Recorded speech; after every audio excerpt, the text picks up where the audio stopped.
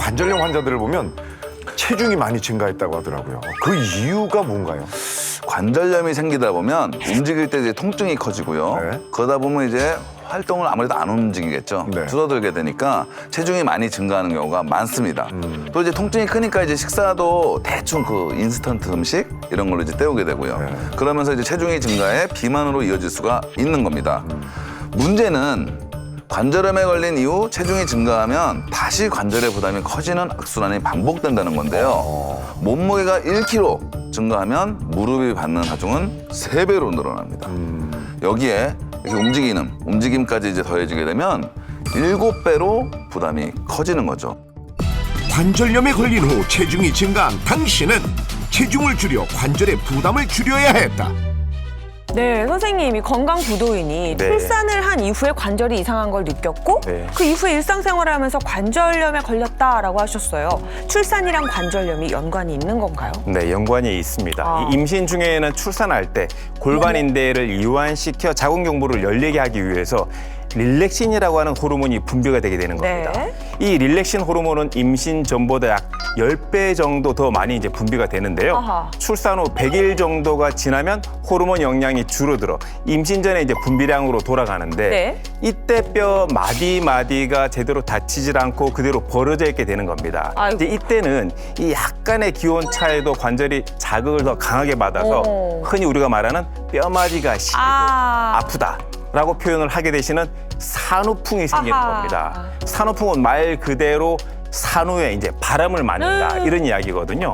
그런데 이때 관리를 제대로 안 하시게 되면 이제 평생 관절에 바람이 들고 시리고 아플 수가 있는 거죠. 아휴, 그런데 가만히 생각을 해보니까 산후풍뿐만이 아니라 관절염 환자를 보면 여성분들이 더 많은 느낌이에요. 그건 왜 그런 거죠? 이제 남성보다 여성분들이 관절염으로 더 고생하는 이유 네. 바로 이 출산 후 찾아오는 또 다른 신체의 변화 때문이죠.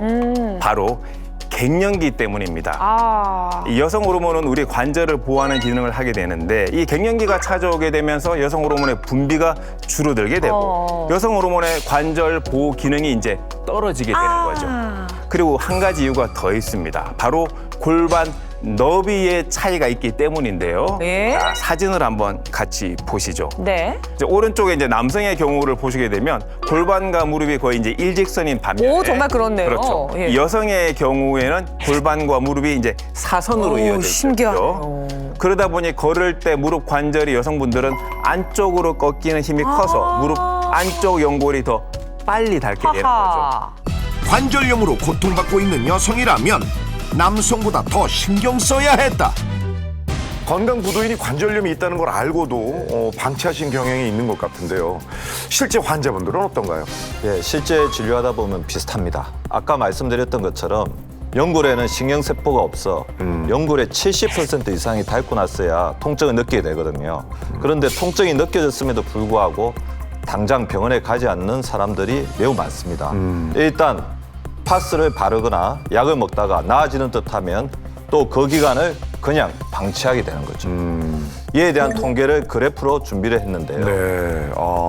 한 병원에서 조사한 결과를 보면 3개월 정도를 방치했다고 답변하신 분들은 8%, 3년에서 5년 정도 방치했다고 답변하신 분들은 22.5%, 오호. 5년 이상은 80%일 정도로 많은 분들이 정말 긴 시간 동안 관절염을 치료하지 않고 방치하고 있으신 거죠.